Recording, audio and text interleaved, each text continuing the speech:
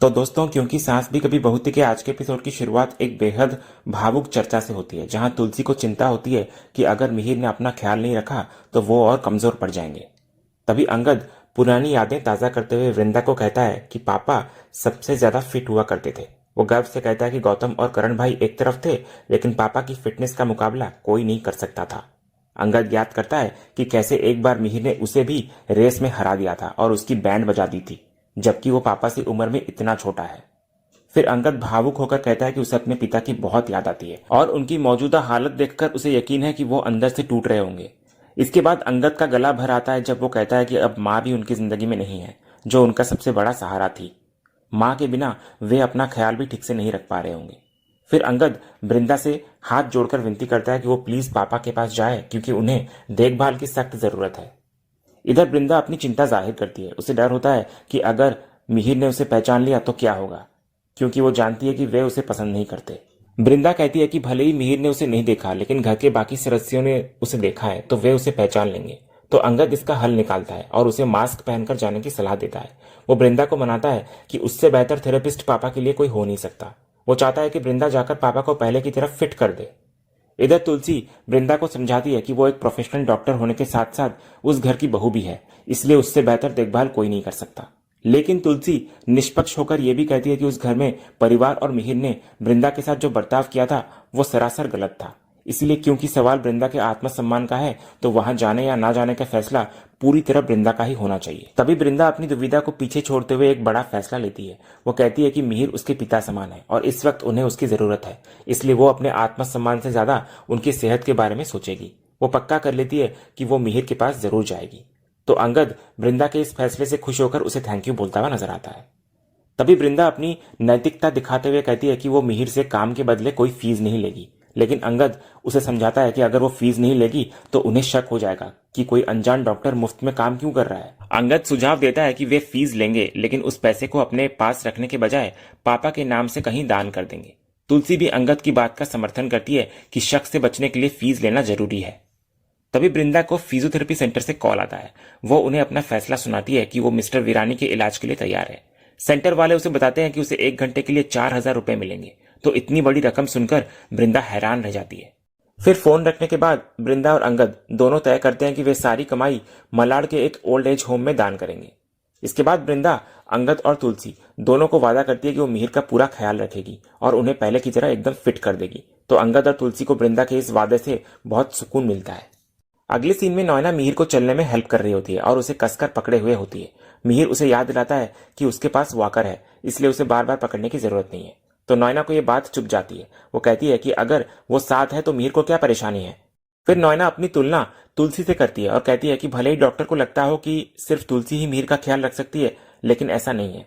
नॉयना दावा करती है कि वो तुलसी से भी बेहतर ख्याल रख सकती है, इसलिए उसने फैसला किया है कि वो कल कहीं नहीं जाएगी और पूरा दिन मिहिर के पास ही रहेगी। तो इस पर मिहिर धीरे से कहने लगता है कि मतलब अब इस दर्द से भी ज्यादा तकलीफ होगी मुझे। तो नॉयना ये सुन लेती है और पूछती है कि उसने क्या कहा। तो मिहिर हंसते हुए बात को मजाक में बदल देता है और तंज कसता है कि नॉयना आजकल उसका मजाक नहीं समझती और उसका सेंस ऑफ ह्यूमर खत्म हो गया है। तभी इतने में नॉयना को याद आता है कि वो अंदर फोन भूल गई है। तो वो कहती है मिहिर को, तुम आराम से चलते रहना, मैं अभी आई। इतना कहकर नॉयना जाने लगती है। तो मिहिर इधर कहता है, हाँ हाँ, तुम्हारे इशारों पर तो चलते रहना है मुझे। तो ये बात भी नॉयना सुन लेती है। तो नॉयना जब पूछती है क्या कहा, तो मिहिर फिर से एक बार अपनी बात को मजाक बताकर रफा दफा कर देता है। दूसरी तरफ पार्थ देव के हाथ से वो घड़ी उतरवाने की कोशिश कर रहा होता है जो उसे फैक्ट्री में मिली थी। देव ने वो महंगी घड़ी पहन रखी होती है और उसे उतारने को तैयार नहीं होता वो। तभी पार्थ उसको समझाता है कि ये घड़ी उसे मिहिर दादू को दिखानी है, क्योंकि ये ठीक उसी जगह मिली थी जहां उनका एक्सीडेंट हुआ था। लेकिन देव घड़ी देने में आनाकानी करता है और तर्क देता है कि मिहिर को हर छोटी बात बताने की क्या जरूरत है। वो कहता है कि वे अब एडल्ट्स हैं और क्योंकि घड़ी पार्थ को मिली है तो अब वो घड़ी उसकी हो गई। लेकिन पार्थ कहता है कि यह किसी वर्कर की भी हो सकती है। लेकिन देव उसकी बात को खारिज कर देता है और कहता है कि इतनी महंगी और शानदार घड़ी किसी साधारण वर्कर की हो ही नहीं सकती। तभी इतने में मिहिर वहां आ जाता है और घड़ी के बारे में पूछता है। तो पार्थ उसको बताता है कि यह घड़ी फैक्ट्री में हादसे वाली जगह पर मिली थी। तो मिहिर घड़ी को हाथ में लेकर गौर से देखता है। उसे पक्का यकीन होता है कि उसने ये घड़ी पहले कहीं देखी है। देव अंदाजा लगाता है कि शायद ये ऋतिक की हो सकती है, लेकिन मिहिर साफ इनकार कर देता है। वो जोर देकर कहता है कि यह घड़ी उसने किसी और के हाथ में देखी है और वो याद करने की कोशिश करने लगता है कि आखिर वो घड़ी है किसकी। तभी इतने में नॉयना वहां दोबारा आ जाती है और मिहिर को डांटती है कि 2 मिनट अकेला क्या छोड़ा, वो फिर बातों में लग गया। वो मिहिर को वॉक पूरी करने और फिर प्रोटीन सूप पीने की याद दिलाती है। तभी मिहिर हैरान होता है कि नॉयना इतनी जल्दी कैसे आ गई। जब वो मजाक करता है तो नॉयना उसे बच्चों के सामने चुप रहने को कहती है। फिर मिहिर दोबारा घड़ी देखने की इच्छा जाहिर करता है, लेकिन देव मौका पाकर वहां से खिसक लेता है। वो कहता है कि उसे सलोनी से मिलने जाना है और घड़ी अपने साथ ले जाता है। इसके बाद इधर नॉयना मिहिर को हॉल का राउंड पूरा करने को कहती है। वो मिहिर को अपना हाथ पकड़ने को कहती है तो मिहिर फिर से शरारत करता है और पूछता है कि अगर वो नॉयना का हाथ पकड़ेगा तो वाकर कौन पकड़ेगा। वो सुझाव देता है मजाक में कि नॉयना वाकर पकड़े और वो नॉयना का हाथ पकड़ेगा। तो नॉयना फिर उसे लेफ्ट तरफ चलने को कहती है। दूसरी तरफ महाराज जी घर की साफ सफाई को लेकर स्टाफ को सख्त निर्देश दे रहे होते हैं। वो कहते हैं क्योंकि महाशिवरात्रि आने वाली है और घर में शादी भी है, इसलिए वे पूरे घर और बर्तनों को चमकाने का आदेश देते हैं। तभी स्टाफ के लोग आपस में बड़बड़ाते हैं कि चाहे त्योहार हो या शादी, काम सिर्फ उनका ही बढ़ता है, भले ही बख्शिश बढ़े या ना बढ़े। एक नौकर तो भगवान से प्रार्थना करता है कि अगले जन्म में उसे नौकर ना बनाए, जिस पर महाराज जी उसे काम पर ध्यान देने को कहते हैं। तभी इधर बर्तन साफ करते वक्त एक नौकर को चांदी का लोटा मिलता है जिसमें चावल भरे होते हैं। तो वो बुलाकर महाराज जी को दिखाता है तो महाराज जी उसे तुरंत पहचान लेते हैं। वो सोचते हैं कि ये तो वही लोटा है जिसे तुलसी भाभी ने अंगद की बहू के गृह प्रवेश के लिए तैयार किया था, जो कभी हो नहीं पाया। तभी वो स्टाफ कहता है कि ये पुराना हो गया है तो इसे फेंक देना चाहिए, लेकिन महाराज जी उसे कहते हैं कि वो संभाल कर रख देंगे। तभी दूसरी तरफ हम देखते हैं कि सीढ़ी पर एक बुजुर्ग स्टाफ काम करते वक्त गिर जाते हैं तो महाराज जी उन्हें बचाने के लिए दौड़ते हैं। इधर हड़बड़ी में उनके हाथ में जो चावल भरा लोटा होता है उसे वे अनजाने में मेन डोर की चौखट पर रख देते हैं। इसके बाद वे और बाकी स्टाफ मिलकर काका को संभालने में लग जाते हैं। तभी इतने में हम देखते हैं कि वृंदा शांति निकेतन के मेन डोर पर पहुंचती है। उसने पहचान छुपाने के लिए चेहरे पर मास्क पहन रखा होता है। दरवाजे पर खड़े होकर उसे वो कड़वी यादें घेर लेती है जब अंगद पहली बार उसे शादी करके इस घर में लाया था। उसे याद आता है कि कैसे मिहिर ने उसे अंदर कदम रखने से रोक दिया था और शगुन के तौर पर ब्लैंक चेक देकर उसकी बेइज्जती की थी कि वो पैसों के लिए ही बहू बनकर आई है। लेकिन आज नियति ने कुछ और ही सोचा होता है। वृंदा जैसे ही अंदर कदम बढ़ाती है उसका पैर अनजाने में उसी चांदी के लोटे से टकराता है जिसे महाराज जी ने हड़बड़ी में चौखट पर रख दिया था। लोटे से चावल बिखर जाते हैं, ठीक वैसे ही जैसे किसी नई बहू का गृह प्रवेश होता है। तभी चावल गिरते देख महाराज जी दौड़कर आते हैं और हैरान होते हैं कि ये किसका गृह प्रवेश हो गया। तो वृंदा माफी मांगती है और साफ करने की कोशिश करती है, लेकिन महाराज जी उसको रोक देते हैं। जब वे वृंदा की पहचान पूछते हैं तो वृंदा बताती है कि वो फिजियोथेरेपिस्ट है और मिहिर सर के लिए आई है। तो महाराज जी उसे मिहिर के कमरे का रास्ता बता देते हैं और कहते हैं कि वो जूता पहनकर भी अंदर जा सकती है।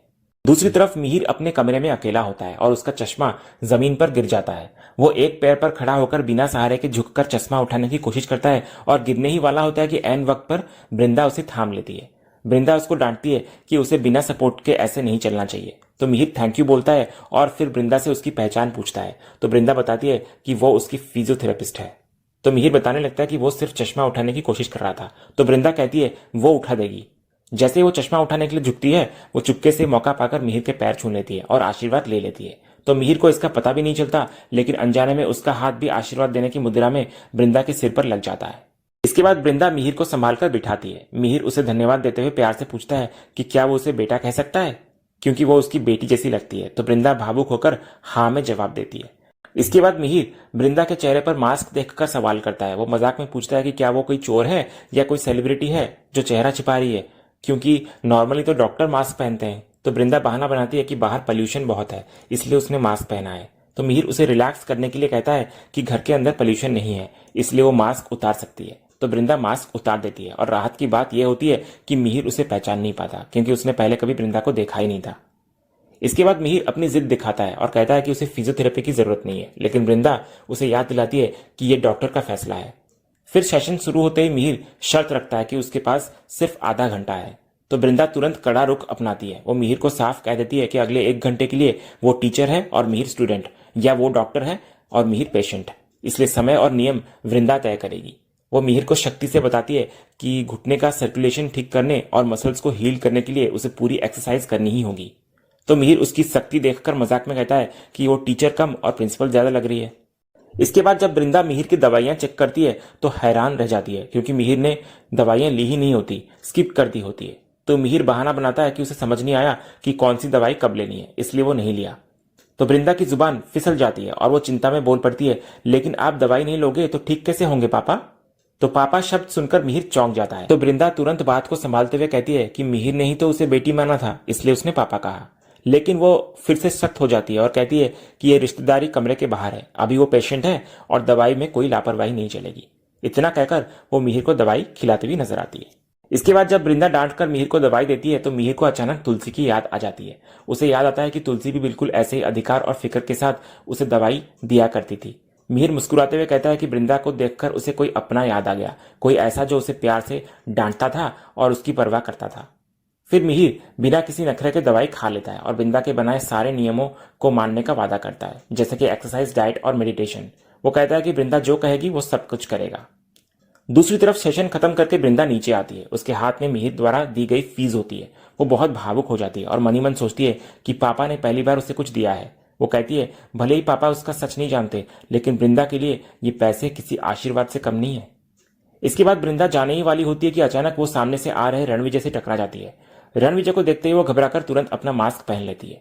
इधर रणविजय उसे रोकता है और बदतमीजी करते हुए उसकी बॉडी पर कमेंट करता है। वो वृंदा को ऑफर देता है कि वो उसकी इनकम डबल कर देगा अगर वो उसकी भी फिजियोथेरेपी कर दे, क्योंकि उसकी गर्दन बहुत अकड़ी हुई है। तो वृंदा उसे करारा जवाब देते हुए कहती है कि एक दिन टूट भी जाएगी। फिर शक से बचने के लिए वो बात को संभालती है और कहती है कि अकड़ी रही तो टूट जाएगी, इसलिए इलाज करा ले वो।